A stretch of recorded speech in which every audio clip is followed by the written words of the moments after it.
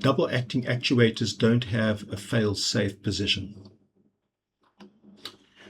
We all make use of control valves, but we need to have something to operate the valve, and that is where the actuator comes in. So the choice you have to make is whether it's going to be a single acting or a double acting actuator. On the left-hand side, you can see a double acting actuator. Now, in this case, what is going to happen is, in order to get the actuator to move, I would have to put a high pressure on the left-hand side and a lower pressure on the right-hand side, and that would cause the actuator to move to the right-hand side. Or I can just as well go and reverse that. If I put a lower pressure on the left-hand side and a higher pressure on the right-hand side, then it's going to move in the opposite direction.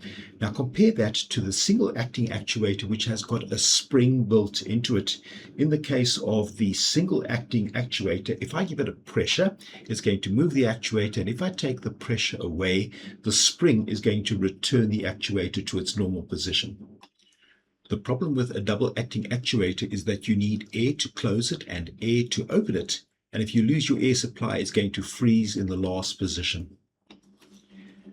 And here you can see the benefit of a single acting actuator. It is going to have a fail-safe position.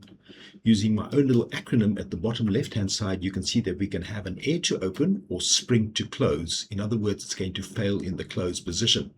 On the right-hand side, you can see that we have an air to close or spring to open. So in this case, it's going to fail in the open position.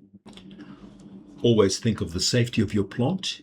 You need to make the right decision if things go wrong. Please think very carefully in terms of your actuators.